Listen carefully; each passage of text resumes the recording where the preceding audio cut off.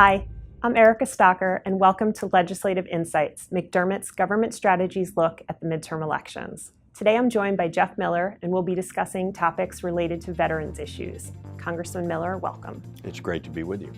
Let's jump right in with the House of Representatives. If the House flips, who do you think will be the next chairman of the House VA Committee, and how will that new chairman's approach differ from that of the current chairman, Phil Rowe? If the House flips, I would expect that Mark Takano, who's the current ranking member, will elevate to the chairmanship.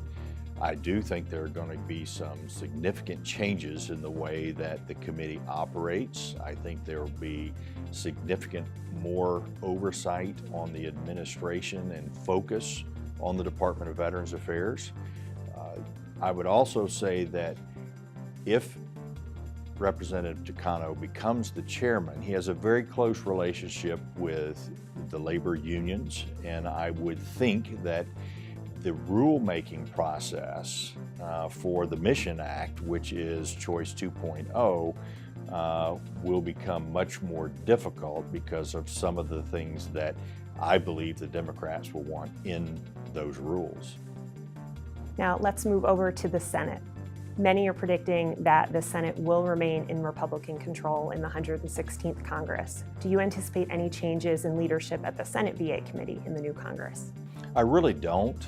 I think that Senator Isaacson has been an outstanding chairman. I will say that there have been some rumors that he might not serve as chairman in the next Congress. And I think if that occurs, that Senator Moran from Kansas would move into that position. But right now, Senator Isaacson's given no indication publicly that he expects to make any changes. And Senator Tester, if he is reelected, I would expect would remain as the ranking member. We will see. So let's briefly address the issue of a divided government. During your 6 years as chairman of the House VA Committee, they were during the Obama administration, so there was a divided government. Drawing from that experience, how can Republicans and Democrats work together on behalf of the nation's veterans in the 116th Congress? Erica, you've had 10 years working for a Republican member, and you know that there's a lot of bipartisanship. There are issues that have to be done, and regardless of who is in control, those issues will get passed. Now, there will be some flavor one way or the other, but it is possible to get some very big pieces of legislation done, even though there is a divided government. Now, what about the biggest challenges that the two parties would face? I think the biggest challenge is going to be the implementation of the Mission Act. There is a one-year window in which the Department of Veterans Affairs actually has to write the rules and the process by which Choice, which was actually a bill that was written and passed while I was chairman to allow community care for veterans, and I think that that's going to be the focus.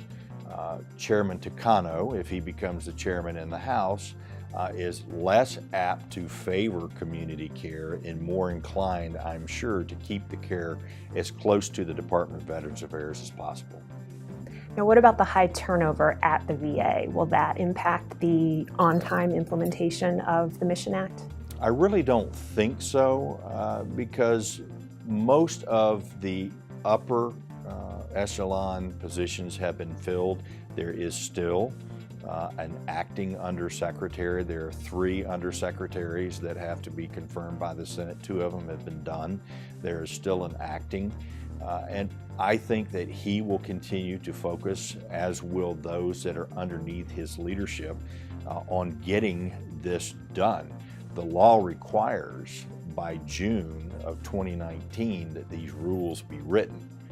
Now, finally, speaking of Secretary Wilkie, how do you think his DoD experience and Capitol Hill experience will affect his ability to lead the VA and implement his top priorities, including the Mission Act?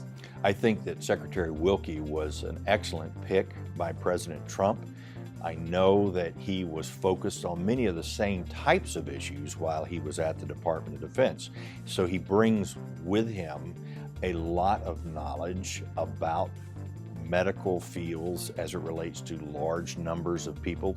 Remember that the health side of the VA deals with somewhere between 6 and 7 million individual patients that are enrolled in the system, and those numbers could increase when the Mission Act is fully implemented, because people may come into the VA system even though they may not be seen by a VA doctor. They may go outside on the choice.